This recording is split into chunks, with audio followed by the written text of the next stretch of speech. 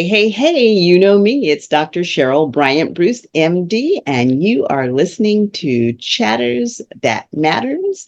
I am your show host, the Celebrity Doc. So today I have the absolute pleasure of interviewing none other than Chef Eddie G. And he is here with us to talk about everything culinary and to tell us about some of his travels around the world, some of the delicious, luscious things that he has eaten and made accordingly. And we'll talk just a little bit about our Super Bowl experience, because that is how we met when we had the great fortune of sharing my office at the Jackpot Cafe in the Circa Hotel. Chef Eddie and I actually made that our temporary office, and technically it was his office because they got there earlier in the morning than I did, but by the time I arrived, they were gone, so it became my office. I'd like to welcome Chef Eddie G. A pleasure. It's an absolute pleasure. Chef Eddie G was in my office for 2 days in a row. We actually ended up conversating on both days. But during the second day, we actually really got to talk, got to know each other. He was there with the Fraticelli brothers, who are vintners there in Napa, Sonoma area, back in my neck of the woods.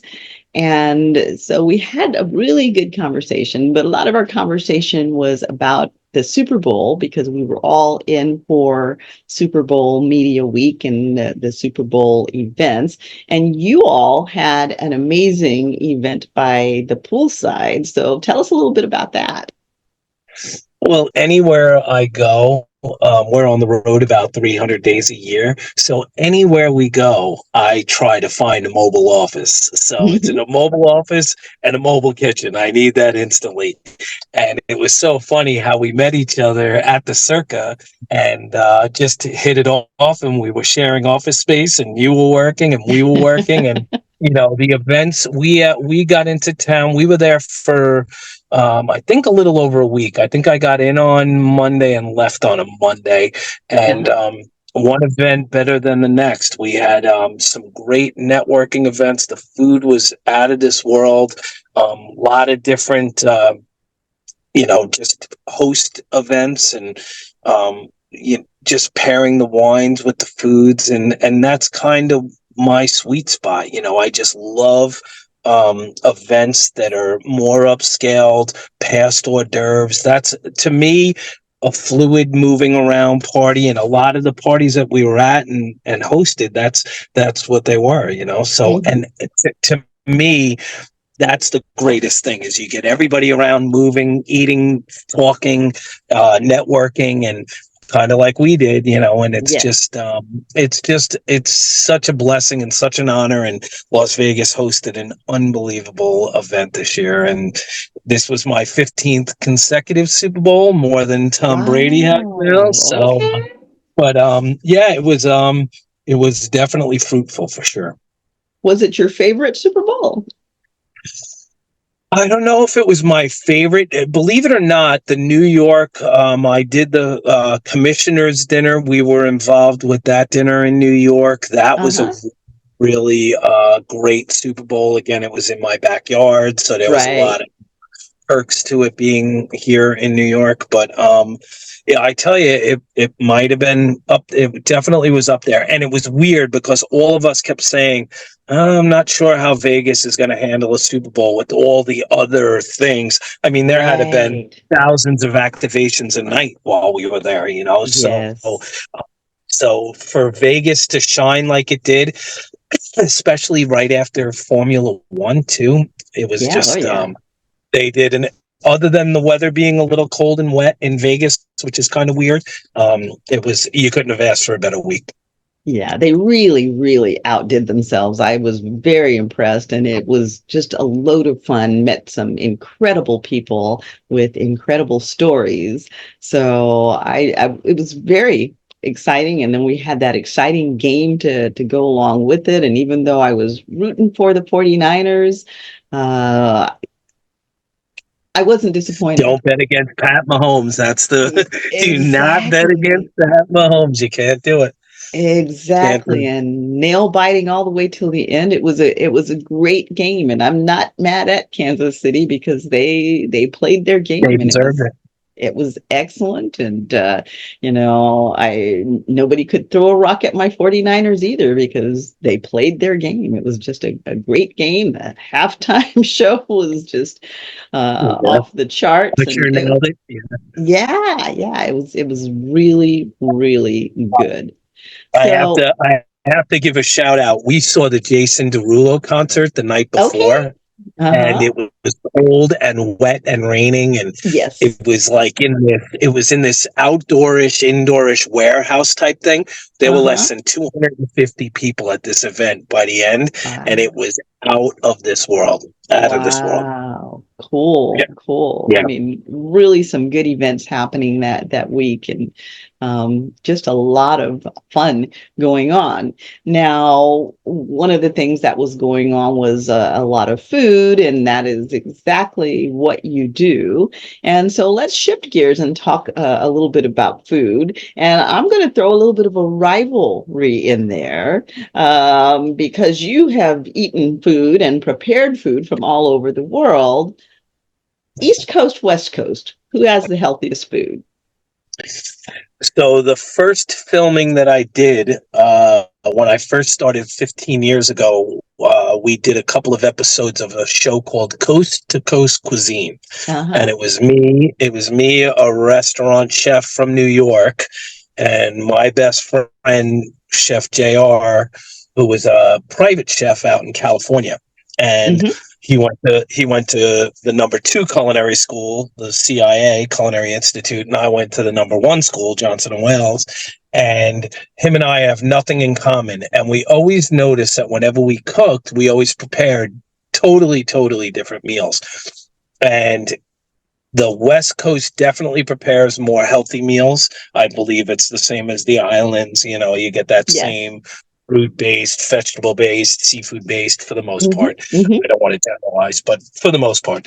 But yeah, I would say that the food experience overall on the West Coast is probably healthier than the food experience in Little Italy or whatever place you want me to take you to in New York City, you know. So again, I don't want to piss off any restaurant owners in New York that are going to, we have the healthiest. Okay, simmer down there, chef, you know. But for the most part, I would definitely think that the West Coast and down into the islands is healthier than the East Coast into New York and Boston in particular. So, Okay, excellent. And Boston is where I went to medical school in the land of Boston baked beans. But really, what I remember Boston for as far as food was the lobsters, because you could get lobster anywhere in Boston. And I would always come back to the West Coast carrying my box of lobsters on ice. And about halfway through the flight, they'd all start to come off of their dormancy because while they're on the ice, they're quiet and they're basically napping. But once they start to warm up, the boxes would start to rock and roll, and you'd see people sitting around me. The eyes pop. What the heck has she got in that box? As they right, started fighting. right. But yeah, I missed that lobster experience on the East Coast there. Oh, yeah. So we've jumped into this a little bit out of sequence because this is a recording of this show that will go live, but because we had a little technical difficulty earlier, we did have to refilm some of the sequencing. I'm actually happy that we did because it'll give me an opportunity to allow Chef Eddie to really tell us more about his background and again how he started and where he trained and what led him into this culinary experience that he's journeying on. Yeah, I mean, started in the kitchen with my mom and my grandmother, you know, 6 years old, 7 years old, standing on the stool in the kitchen, watching them cook and helping where I could. And that led into when I was 13. My buddies were all older than me. They worked in an Italian restaurant in New York, and they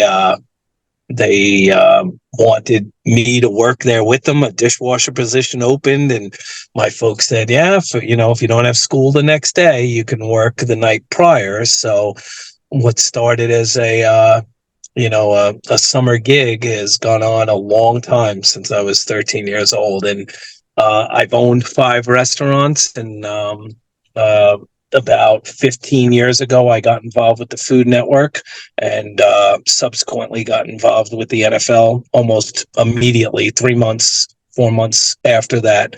And here we are. Amazing that my summer job is still going on, and always traveling, and I get called for the most amazing events, and it's an honor. I think if there's an event going on that a private chef is needed in a city or at a Super Bowl. This was my 15th Super Bowl, like I said. They call me. Somehow it trickles down into me. Whether it's a Snoop Dogg event or a Jamie Foxx event or whoever we've got, Warren Moon or Shannon Sharp or whoever. So I'm Mm-hmm. very lucky. I'm very blessed. I always try to give back because I think that's one of the things. Karma has a way of coming back around the corner to get you. Yes, So it I does. think, yeah. And you know what? You want to save some ringside seats when this game is over. You want to make sure you get into the right door, and maybe this is the way of somewhat getting redemption to help me, because chefs are Right. I don't want to say we're evil by nature, but we're challenged by nature, I guess, is the easier way. So, Well, at but the end of the day, you want to make sure that you end up in the right arena. Okay. that's correct. I might not get Um, ringside seats, but at least get me into the right arena. So absolutely. Absolutely. Now, let's say, for example, that we had someone who was lactose intolerant.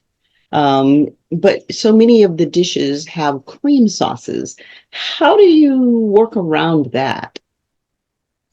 well, it depends the menu item that you're using, but there's so many, and this is another thing too that I talked about in my cookbook Hmm. is it's not so much the recipe, it's the technique, right? Right. So a lot of times if you take a tuna, I can make it ceviche. I can make Hmm. it pan seared. I can make it oven roasted. I can make it grilled.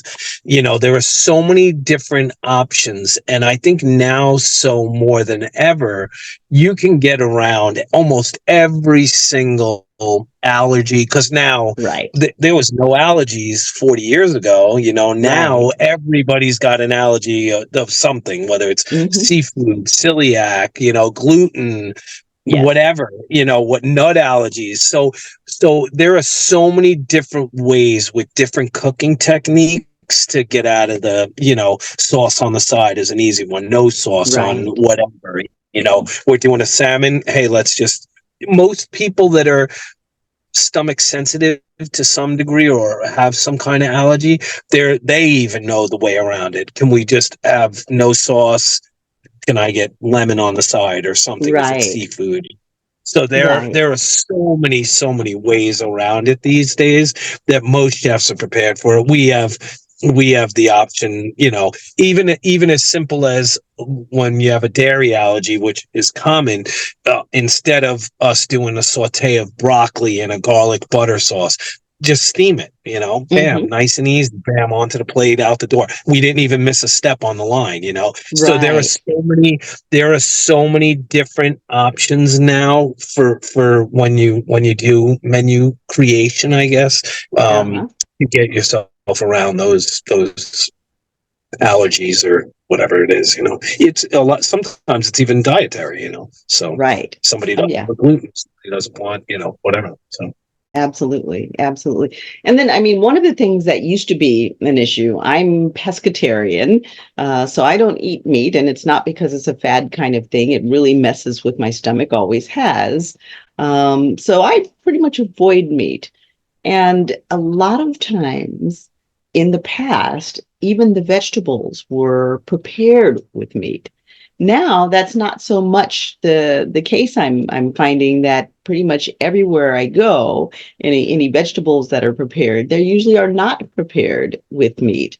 What other changes have you seen in terms of healthy food and consciousness about allergies? What other changes have you seen over the years? Because you've been there for a while, and just like everything else, the way people are eating has changed in terms of preferences, and some things come and go, are fads. But I think because of everything that's going on, like you said, the allergies, our environment's so toxic now and people's immune systems are so hypersensitive that we are seeing these progressive changes occurring. What are some of the changes you've seen and how do you accommodate for those? Well, it's again funny that you say it, but I've owned 3 steakhouses. Mm-hmm. So my last one was up in Harlem, which was one of my favorite. It was a filming studio slash tapas steakhouse, I called it. Oh, And I nice. remember, and I remember this one night I had these 4 vegans come in, and they Uh-huh. wanted me to do a vegan tasting.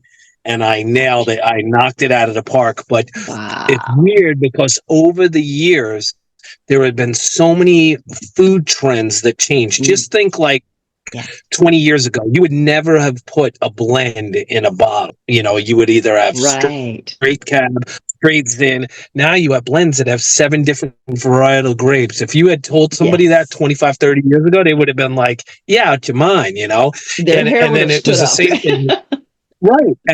But then you also had years that steak was, everybody was doing the Atkins diet. Nobody, Right.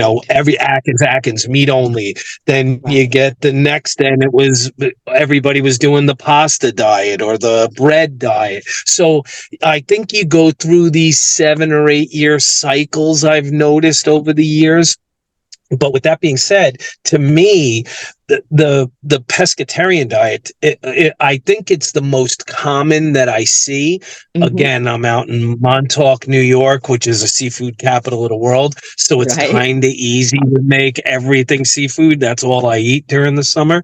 Yes. But with that being said, I think you're seeing people wanting to know where their fish is sourced from, I know for me, if I'm on Long Island, if I'm out in Montauk, I'm only eating seafood. I'm not eating beef out there. I'm not eating chicken out there. I'm not eating pork out there. If I'm in Right. Texas, I'm eating barbecue. I don't eat barbecue in New York. I eat barbecue in Texas. Right. If you're in the middle of the country, you're eating, you're not eating seafood. You're eating beef for the most part. Right. Same thing if you're on the West Coast, you're eating more healthy, citrus based, fruit based, vegetable based foods. So to me, it's a little bit of regional. Same thing with Europe when you're on the coast in Europe, anywhere or whatnot. So to me, I think it has to do with regionality. Again, my show Yes. Locavore to I be a like whole, that.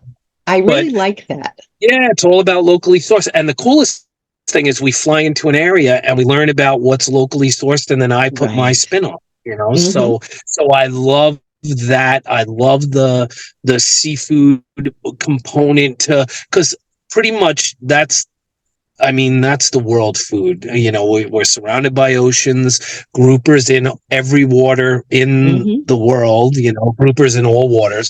But I Right. love seeing new fish, kingfish down in the islands, barracuda. We don't have barracuda here. Our tuna, cold water tuna is so much better than warm water tuna. Yes. Sorry to And anybody that not. I am in love with parrotfish. Yeah, I mean, you don't usually see it here in the United States, but yeah. I've come I across an had it the other day. international market that has Yeah. parrotfish. I am in love with Oh yeah, parrotfish. I had it the other day in the Bahamas, and it was awesome. Uh-huh. We had conchs in our Oh water too. gosh, I But absolutely love conch.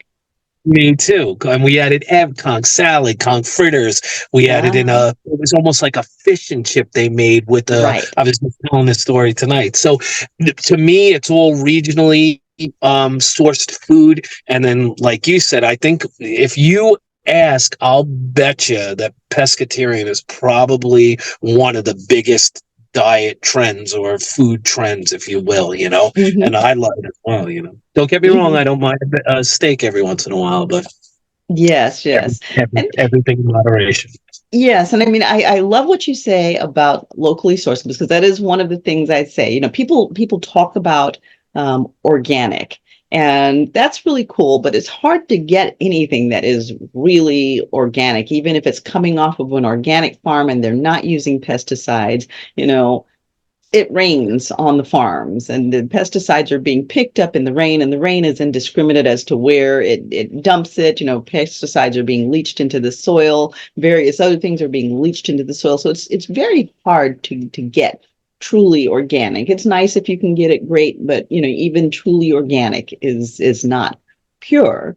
What I think is more important than organic is, as you said, locally and regionally sourced. And the reason for that is because when things are being shipped all over the world, they're having, if they're produce, they're having to be picked early before they're ripe, and then they're put into shipping containers, and then they're sprayed to ripen them, and it's artificial. They never ripen naturally, and so they don't reach their fullest nutrient content. And then the other part of it is, again, I'm pescatarian and I don't eat meat preferentially because of GI issues.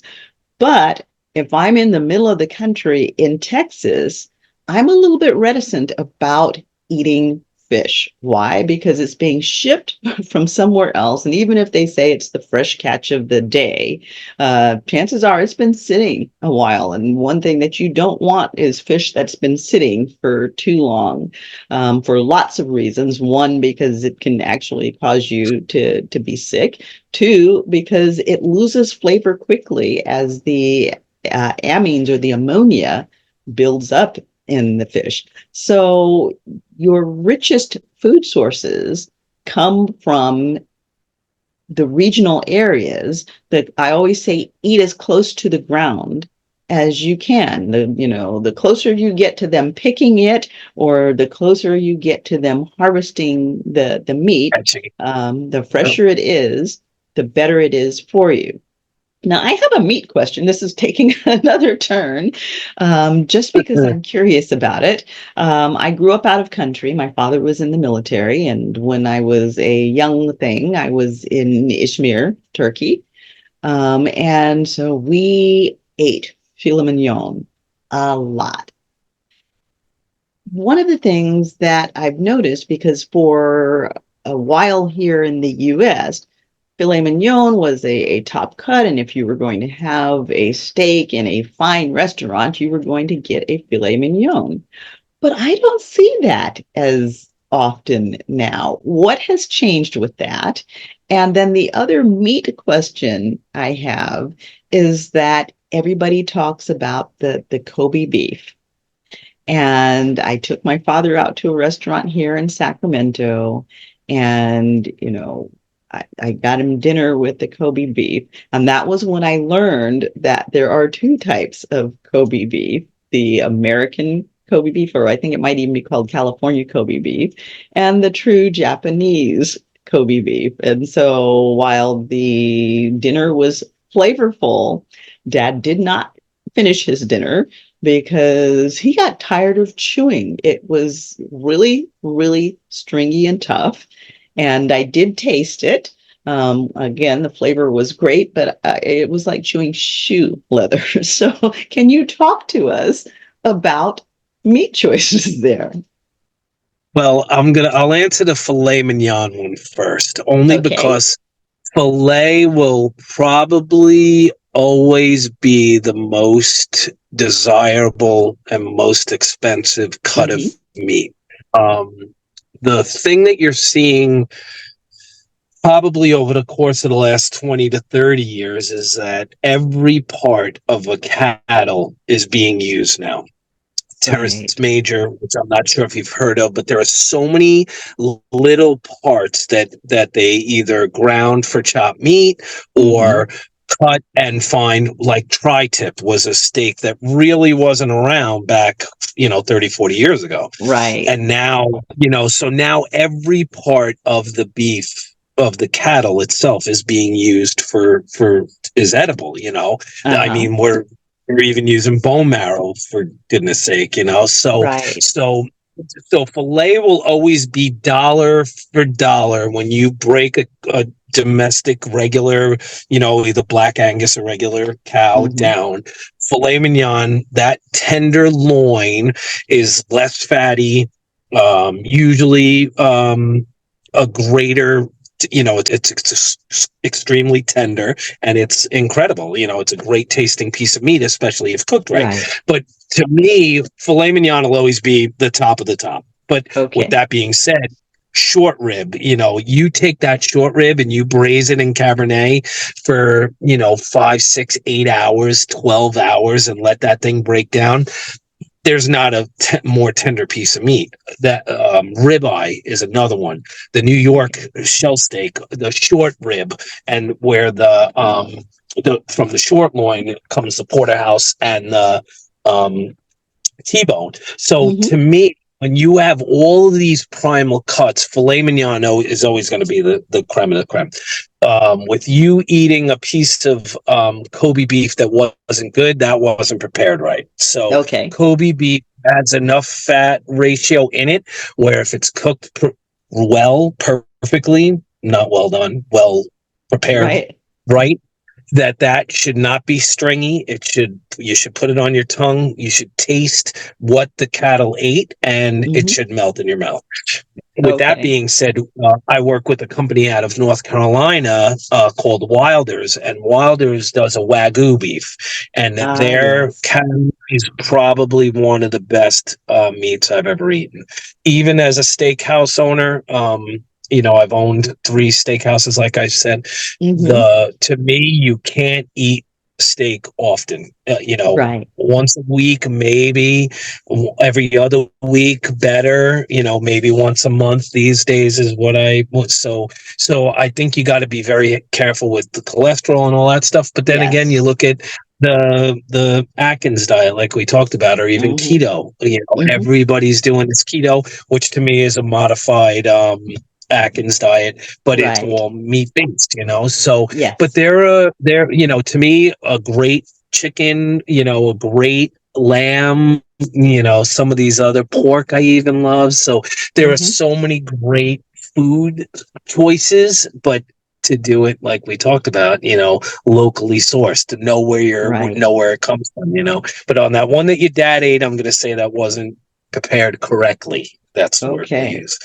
All So right. that Because just, again, I didn't see it. I don't know. It's hard to tell when you don't. I'd have to yeah. see it, but I that's think I'm gonna it's pretty safe to say that it wasn't prepared correctly because even lesser cuts of meat really shouldn't have been that tough. It was like chewing no. shoe leather. It was very flavorful, but boy, your jaw was sore when you finished eating it. So, And they're nutty about that Kobe beef too. Like they're very yes, proprietary. Yeah, they're very protective of that brand. Very, yes, very.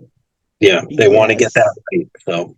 Yeah, and I was so disappointed because it was my birthday, but I really wanted to do this special thing for Dad, and so I was like, oh,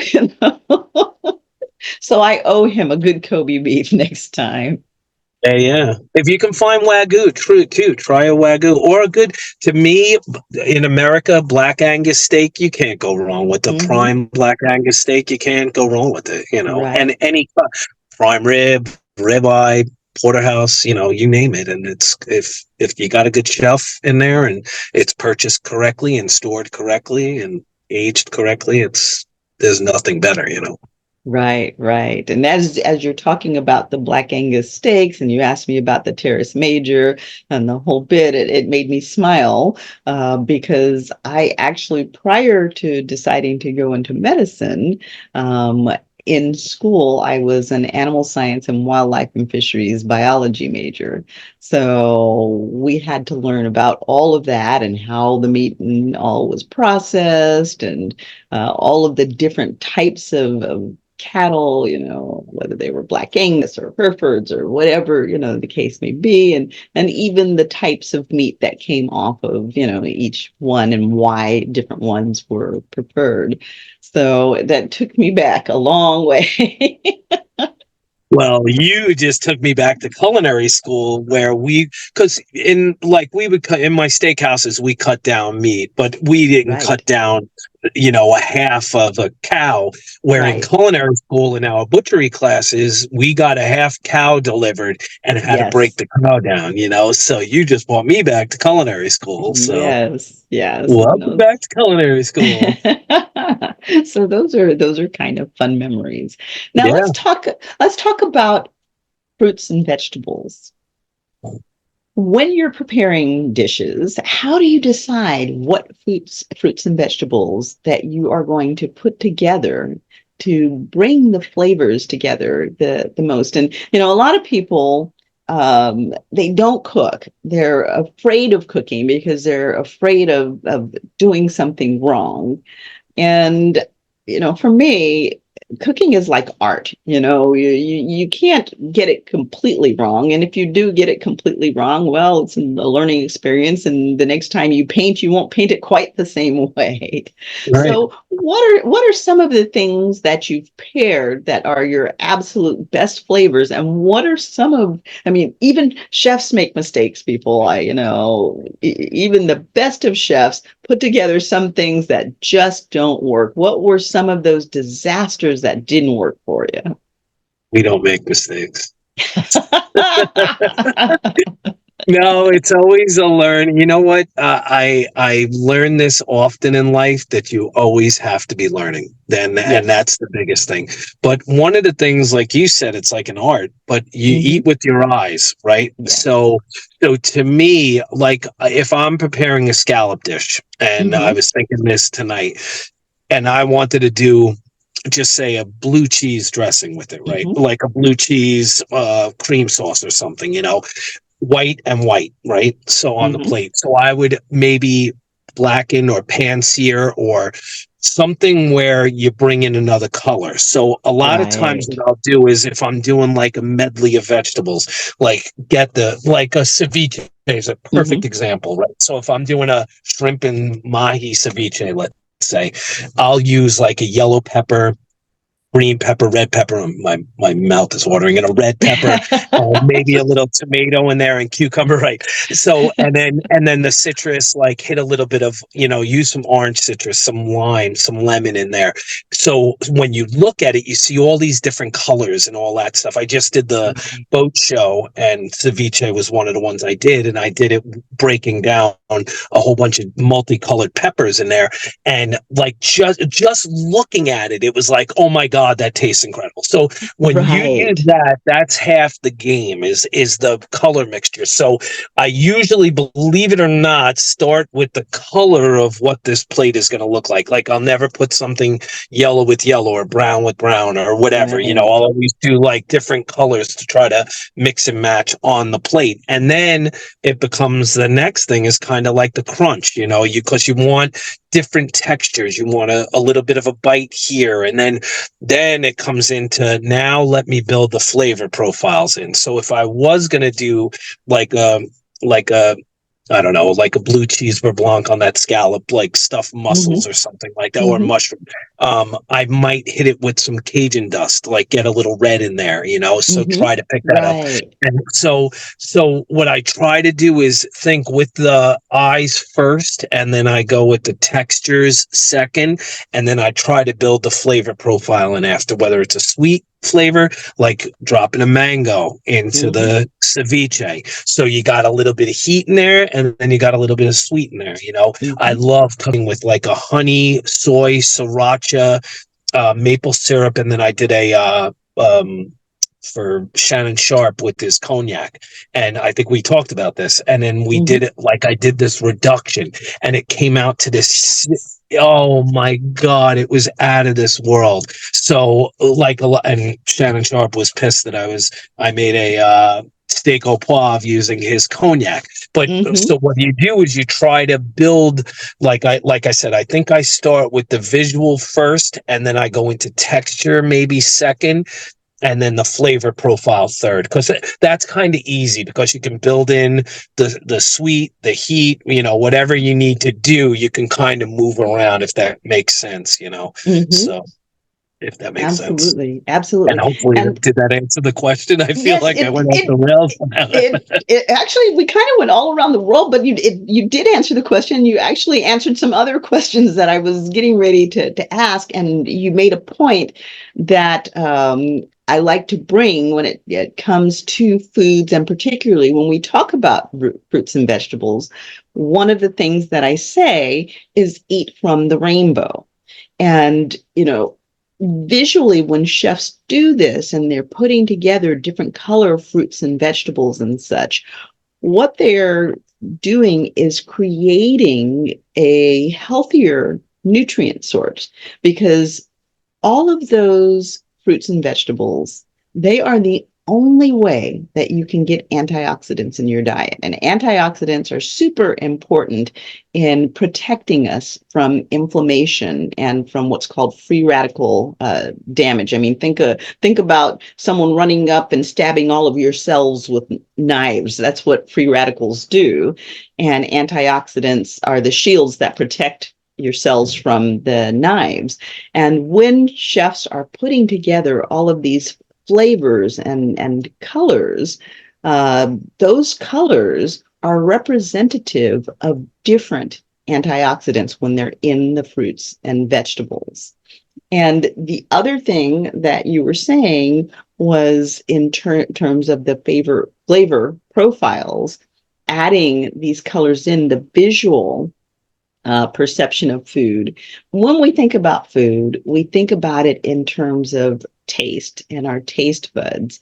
But you have to remember that the actual sensation of eating and the flavors that we get from eating, the satisfaction that we get from eating, is not a singular sensory experience. It is not just about the taste buds.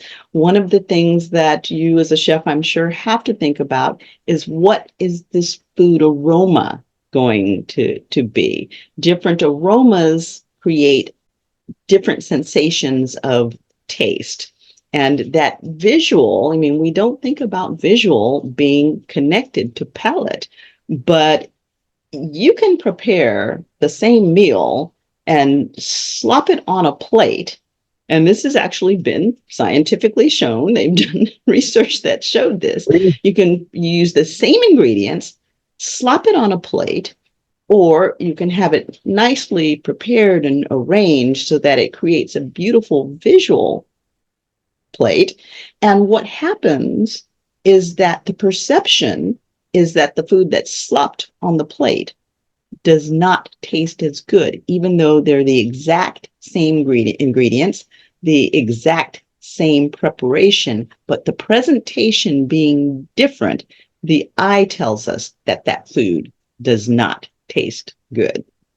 Oh yeah, So, without a doubt. Now I'm going to answer your next question. So I've been involved with the St. Lucia Food and Wine Festival, St. John Food and Wine Festival, Jamaica Taste of Cayman, the Bahamas.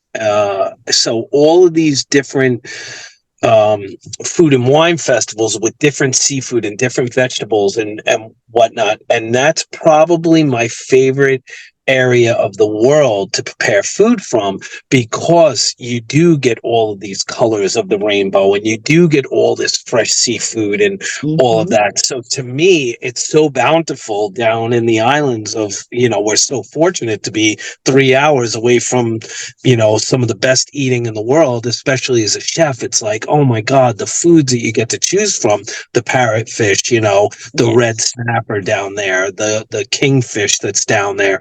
And on top of it, then you get the pineapple and the mangoes mango. and coconut. So, and Yes. And all of these. I tell you what, mango in the islands is so different than that stuff that you get on the shelves in the supermarket. If you've never had them outside of the United States, outside of the supermarket, you have never had a mango. And Grand Cayman has 8 different varietal types of mangoes. Mm-hmm. And one of the things the locals do, which I did on Wednesday in a week ago in the wherever I was, Bahamas, is they eat the mango in the ocean. So when sunrise, you go to the ocean. Hopefully, I'm telling a secret, but the locals eat it and dunk it right into the ocean. So you get the sweetness from the For the mango, salt. salt from the sea. It is, Yes. I don't want to say an orgasmic experience, but it's damn near close as you can get. That's the darn sure. If you got to edit that, I understand. But it and they were like, you got to do this, do it at sunrise. And I brought my folks down, and I was like, you got to try this thing out, So, Right. so Right. it's little stuff like that. But then you wonder why, people in America live till 70, 75, and people in the islands, everybody's 90 plus years old down there. Right. Right. Well, but they're And 90 and healthy. They're 90 right, and fit. right, right. Mm-hmm. Yeah. So it's all about food choices now, isn't it? Right, right. And then, I mean, so many people believe that they cannot eat healthy and still have good food choices that are tasty. And we have places like the islands in Southeast Asia and, all of these different places that are using all of these different flavors and spices and all. And the food is absolutely delicious. As you said, it's practically orgasmic experiences. And yet still they are fit and healthy. You see 90-year-olds running around that are healthier than our 20-year-olds. So, food is what you make it. And you can have very healthy, extremely flavorful choices. And part of having those is being able to think outside of your box and take the risk of trying something different. Now, what is your most difficult food to prepare to make it taste like something? What is something that the Well, basic thing you started out with was just, I don't know if I can do anything with this, and you've made it fabulous? Well, I just want to go back for a second because you've said it twice and I didn't address it. But I tell everybody everywhere I go, no matter what, if you're cooking just for yourself, you're not selling it or cooking it for whoever. Experiment with new things. Go to Whole Foods. Go buy a fish you've never seen or played with before. Go buy a fruit or vegetable and try to come up with something. I'm sure it's going to taste fantastic. It might not look good, but if you mess it up somehow. So, but I say that all the time to try new stuff that you've never.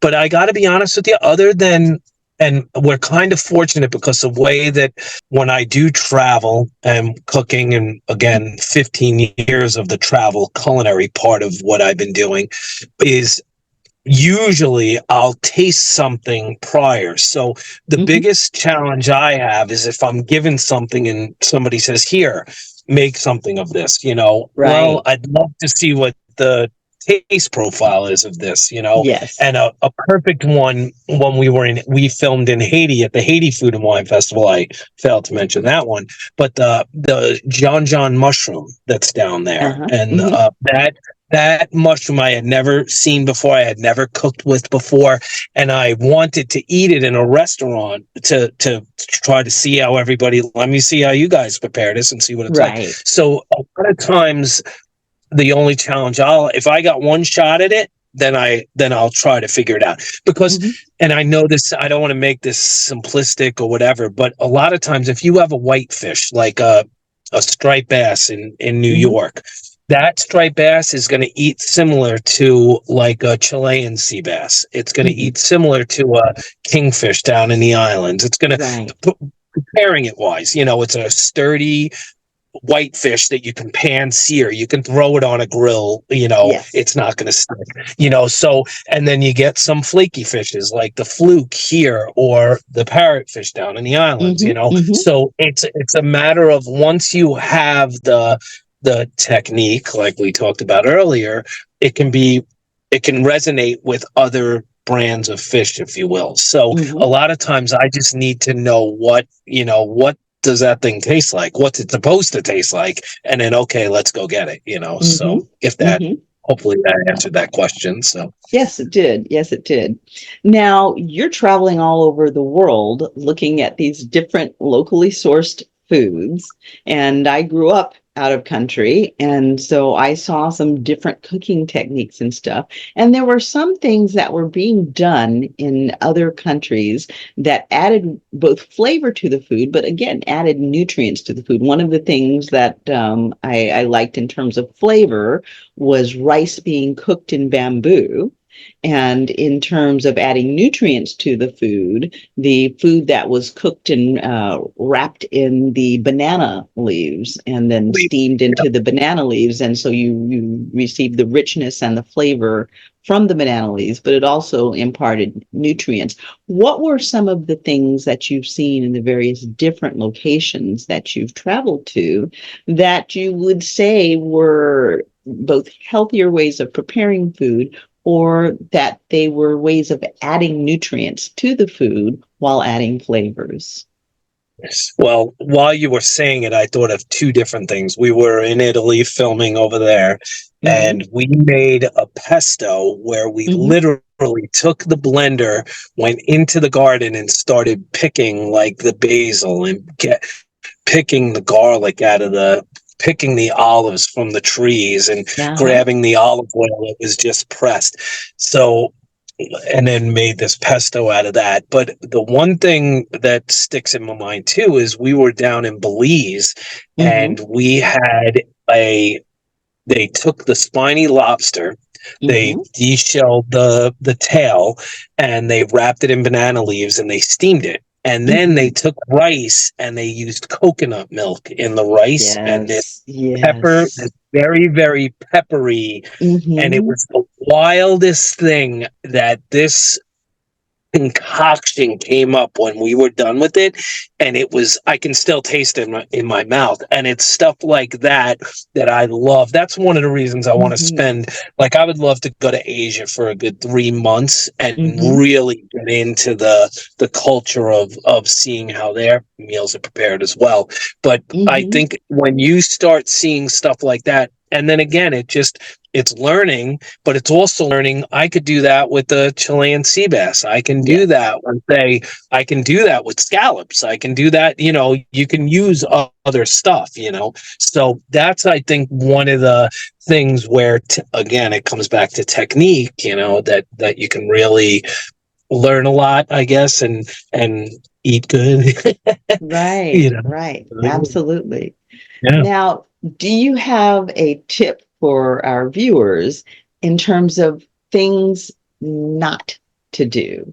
If you avoid these things, then you're going to be fairly safe in food prepping and coming up with some flavorful combinations. What things should we not put together? Well, here's one that you should. Again, it goes. I always say the color on the plate is like a big Mhm. one. That's you can't have like all the same colors on the plate. So I'm really big at that. But the one thing that I thought of when every restaurant that I purchased had a microwave in it, and Ah, yeah.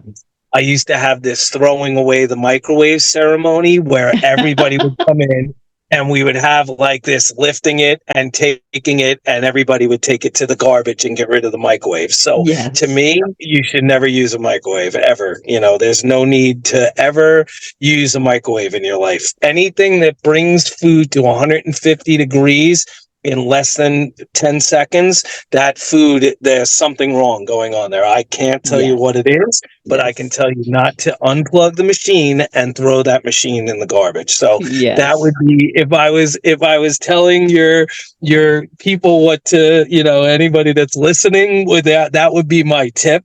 But Yes. again, just, you know what, it's just, to me, experiment. Go Hmm. grab a fish you've never seen before. Go to a dock somewhere where they just caught fish, just came in on a boat, and you've never seen that fish. Monkfish is a perfect example. Monkfish, Monkfish is yes. in our waters here, and they call it the lazy man or poor man's lobster, they call it. Right, But when right. you see this, he's an ugly fish. When you see him on a dock, he's Google Google monkfish and take a look at that guy. Yeah, And when you eat them, it's incredible. yes. Pan sear it, and then finish it off in the oven. Make a nice little healthy sauce with it. A citrus beurre blanc is perfect for that. And so to me, it's experiment. Try new things you've never played with before. You go into rhubarb is another Oh, I perfect love example. rhubarb. I love rhubarb. Hey, what do you do? But a lot of people are afraid of it. Go get Hmm. it. Go cook Hmm. it a little. To saute it. Hmm. Blanch it in something. Hmm. Treat it like broccoli. Treat it like asparagus.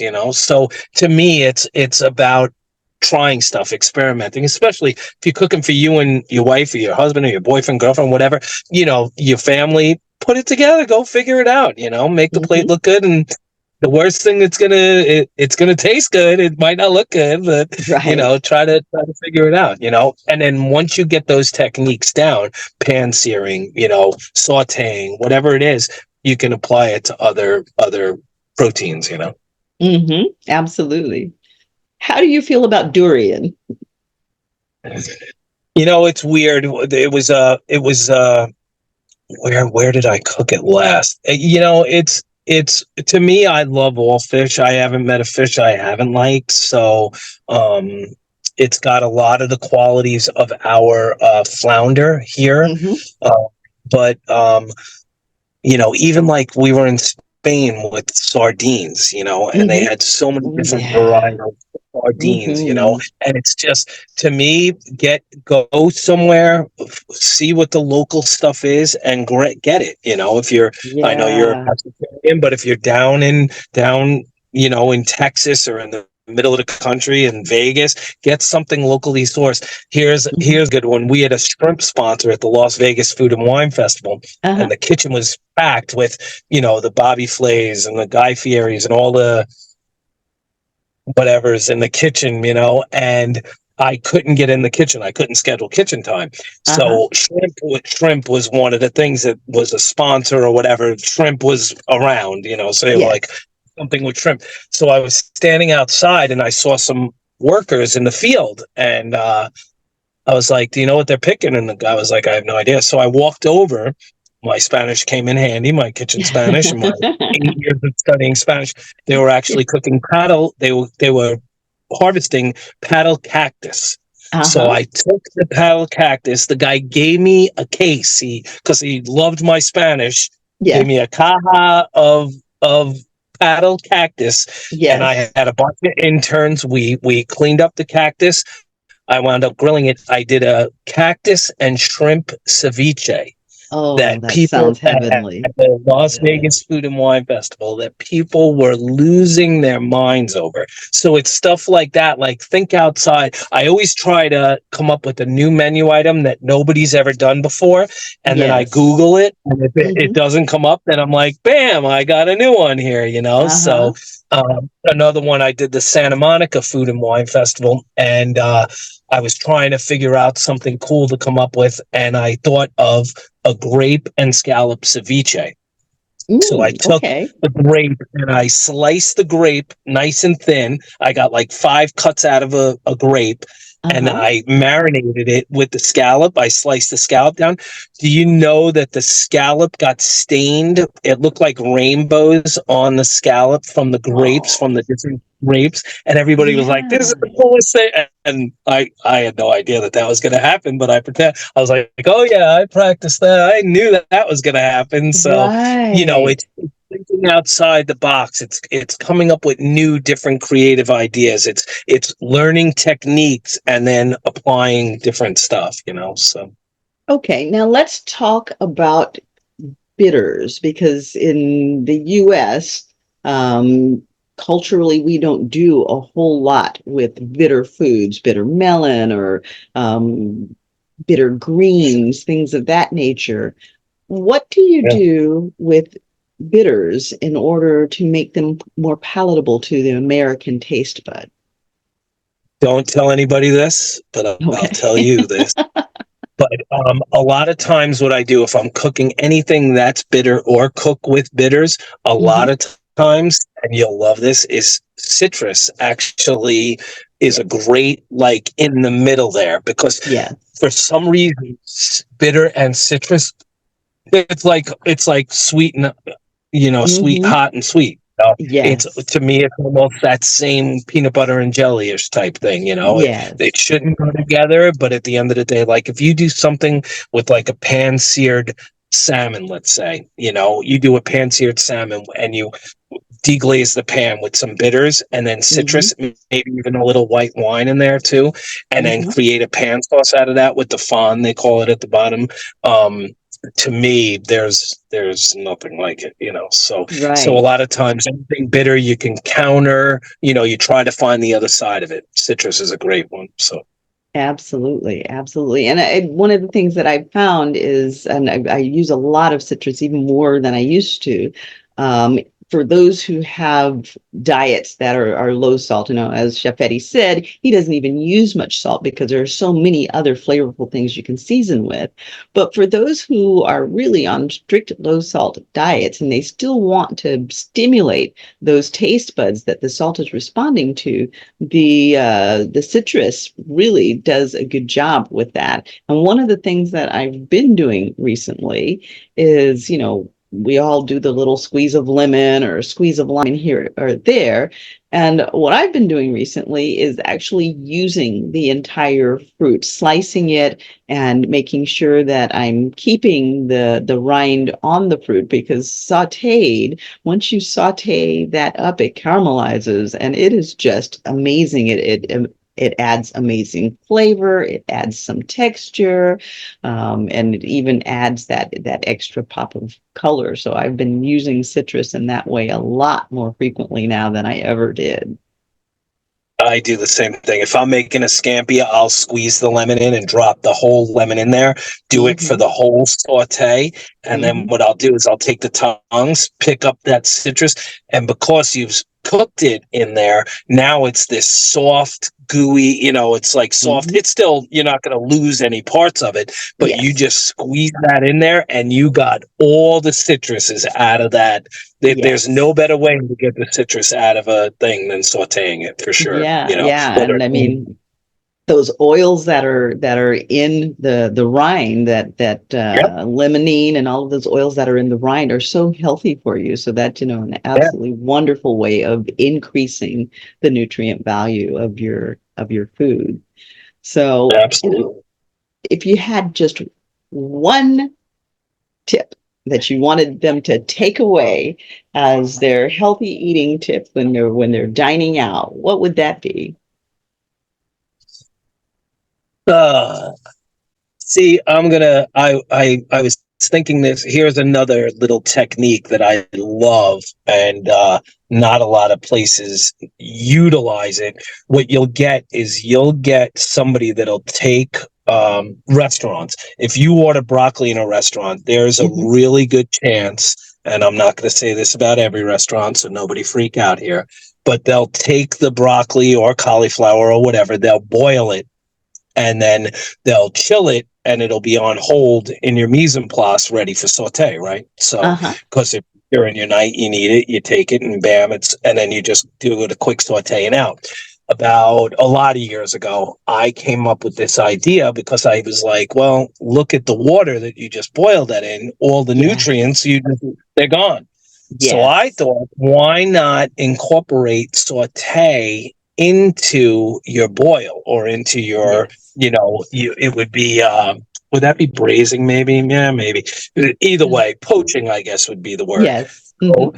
So I start like, just say I have broccoli in the dish. Let's just say Hmm. broccoli's alone just to make it easy. Right. A little bit of oil in the pan, garlic in the pan, and enough water to evaporate or cook out by the time the meal is done, by the time the Mm-hmm. saute is done. So Mm-hmm. all of your nutrients stay inside of that saute. And I do Yes. it all the time. It's a little more challenging in a restaurant. And a lot of times, thank God I'm the boss, so I can make that call. But Mm-hmm. it's a little nerve wracking if you get a lot of broccoli all at the same time, broccoli Right. orders across the board, because it's a little more time consuming because you're Right. taking it from raw to the plate. But Yes. I like it better because you're keeping the nutrients and it's a la minute, to the minute. Mm-hmm. So, Mm-hmm. so to me, that's one of my favorite tips, techniques, if you will, Mm-hmm. for healthy eating. If I'm cooking or you're cooking it yourself. So, because like I said, a lot of times if you're eating that in a restaurant, that broccoli has been pre-cooked, pre-boiled, all of your nutrients are out, and now you have this beautiful green broccoli with 90% of the nutrients that you just flush down the sink. So, but Exactly. to me, I think, and it's the way I eat when I go out, especially if I'm out with somebody, is I will split a meal. Split order Yes. instead of all of this food. Order an appetizer, split the appetizer. Order a salad, second course, split the salad. Order an entree, prime rib, third course, split the prime rib. Order a dessert, split it in half, and then you've eaten half of the amount, and you're not loaded up on fatness and disgustingness. Absolutely. Absolutely. Absolutely. I'm And it's glad. weird. Now I'm looking for the first time at my silhouette, and this is kind of going to look like, because you're all like bright in the background. Mine looks like I'm hiding in a closet in the kitchen or something. I'm hidden away in the back here. So See, but we see you. yes, That's my what's silhouette important. you can see. Yeah. That is what's important. So, Eddie, it has been absolutely fun having you on, and Thank I you. hope to have you on again, and we'll talk more food because people love to talk food. And the next time I bring you on, I'd actually like to have you prepare a simple meal that our audience can follow along with, and take it as one of those easy meal prep tips that's going to be both delicious and healthy, because there are a lot of people that swear out that they absolutely cannot cook, but I'm sure following your direction, even my dogs would make great chefs. They would. The other thing too is, that we might want to consider doing is the next time I do a live culinary event, or I'm at Food and Wine Festival, something where I can bring the audience into the room. I get a lot of events, probably about 30% of my events, no cameras, no video, but Hmm. but a lot of my events also are, food and wine festivals and different events that Right. are public, or the hosts don't mind that there's outsiders in the room. So maybe we could do something live at one of my next live culinary events. Absolutely, Chatters That Matter would love to follow you around. So we have been listening to Chef Eddie G, and you have been listening to Chatters That Matter. I am your show host, Cheryl BryantBruce MD, the celebrity doc. And again, as always, we want you to hit those like buttons. We want you to leave some comments, we'll get them to Chef Eddie G, and he'll answer those questions you may have. And we want you to share these shows with your friend.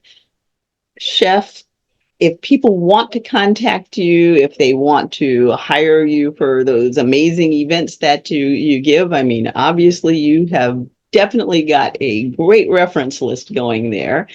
How do people get in touch with you?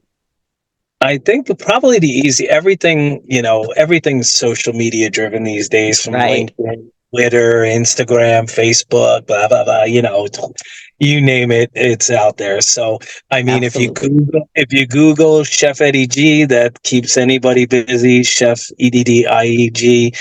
And then, yeah, that's probably the easiest way to find me, and inbox. And I have a great team that we work with on the production side of stuff, and a great team that helps with the event side of stuff. So like I said, I'm super blessed. I try to help everybody in the world that I can. There's no reason why. See, and this is a thing too that I usually say at the end. I say two things. I say the thing that's going to bring the world together, our country to start, and the world together. And I think you and I talked about this in Las Vegas, is food will bring everybody together. Breaking Bread, Absolutely. which is one of the TV shows I work on, is called Breaking Bread, Lessons with Legends. We did one with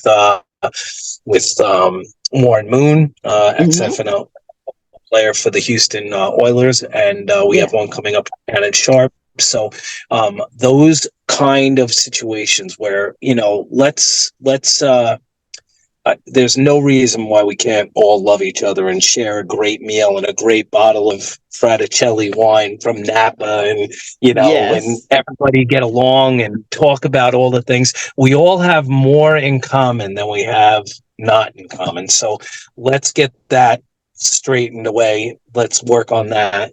And then my father always said, become a dentist because everybody has a mouth. So I became a chef because everybody.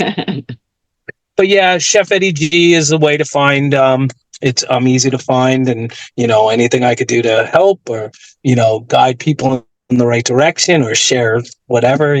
That's what we're here for. Is to help one another. Absolutely. And the next time that we get together, we're definitely going to have to get together with those Fraticelli guys because we had way too much fun there in Las Vegas. Oh my God, yeah. The other thing too is next year's Super Bowl is in New Orleans, so we're already starting. I got to go down to New Orleans next week also. So Hmm. yeah, a lot going on. So I'm planning on I'll it. And definitely I'll see you in Sacramento. But New Orleans, success. let's plan on doing something together because Yeah, I definitely plan on making it down that way as well. absolutely. Thank you so much. All right. Thanks for joining us. And again, you've been listening to Chatters That Matter. Thank you for listening to the show. Thank you for supporting us. And we look forward to seeing you again next week. Our show airs on Mondays and Wednesdays at 6 p.m., 7 p.m. And you can catch the replays at any time by going to YouTube. So we look forward to seeing you again next week. Chatters That Matters. Okay. Remember, health is wealth. You are your greatest asset. Invest in yourself. So it was such an honor to meet you at the Super Bowl in Las Vegas. And, your chatters that matter. We had been talking about it while we were in our mobile office together. And we had talked about this potentially happening where we get to sit down and chat a little and talk about things that matter. And here we are. And I'm honored to be involved with what you've got going on. I always, love to discuss food and events and sharing great stories and meeting great people. I think that's one of the greatest things that food and wine do, is it brings great people together. And like I've talked about before, is I think that's what's going to heal our country and our world is sharing food and getting to know people and really loving one another again. I don't think it's that hard, because we do have more in common than we don't, so and then as far as I'm Chef Eddie G, and I've been fortunate enough to be filming and being involved with Super Bowl events and TV shows, and I didn't even talk about the tailgating segment that we're working on in September. That'll be surrounding sporting events. I can't tell the name of it yet, but so we start filming in September for that, and the as we discussed, the Lessons with Legends, Breaking Bread, BRED.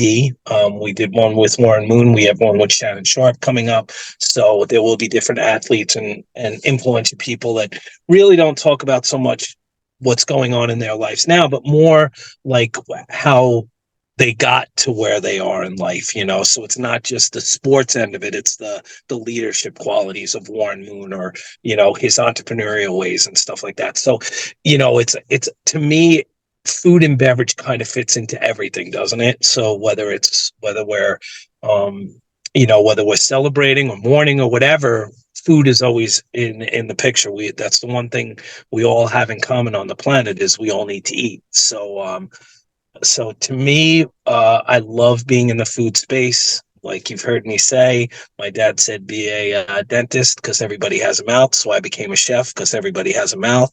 And to me, it's about breaking bread, and it's about sharing stories and getting to know one another, and finding our commonalities. And if we have something that we disagree on, we don't have to kill each other. We can have a civil conversation and cheers a glass of wine at the end of that.